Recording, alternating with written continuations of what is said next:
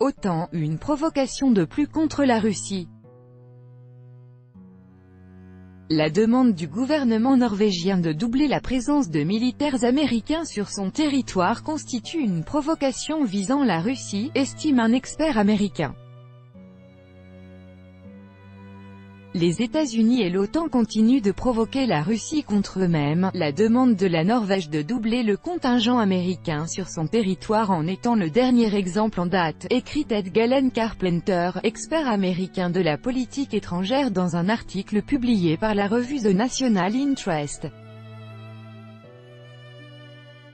Actuellement, la Norvège compte 330 militaires américains qui s'y trouvent sur une base de rotation. Si la demande du gouvernement norvégien est satisfaite, le contingent américain augmentera jusqu'à 700 personnes. Ces nouveaux militaires devraient être déployés dans le nord de la Norvège, à quelques centaines de kilomètres de la frontière avec la Russie, à la différence de ceux qui se trouvent dans la partie centrale du pays.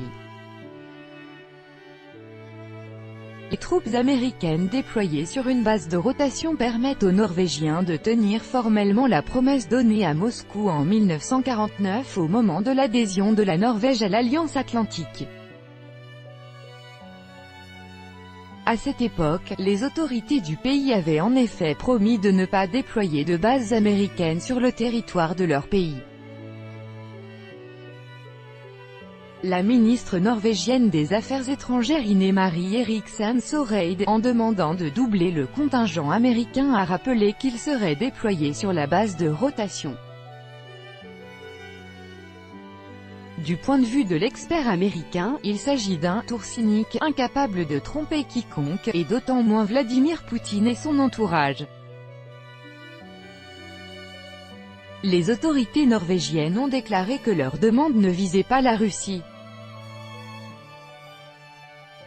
L'expert Carpenter estime que cette déclaration est mensongère, du moment que la demande a été faite seulement quelques jours après que 9 pays du flanc oriental de l'OTAN aient demandé à l'organisation de muscler sa présence dans la région.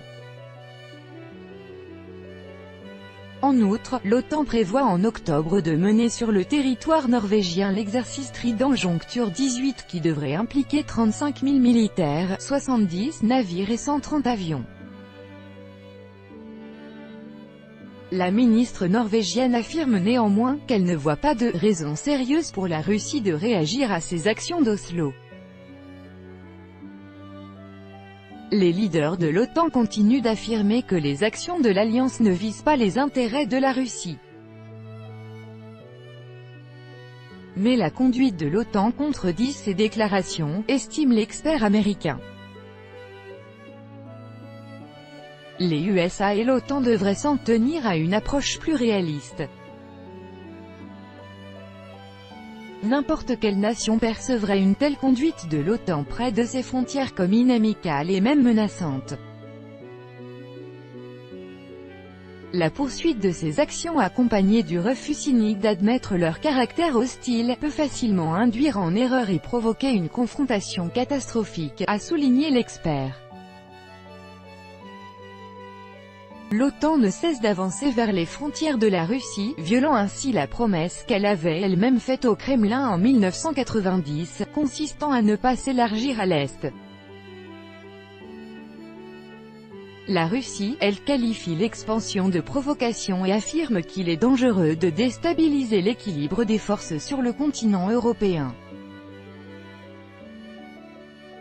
Vladimir Poutine a de son côté assuré que l'État russe n'envisageait pas de se livrer aux hostilités, mais restait déterminé à défendre ses intérêts de manière civilisée.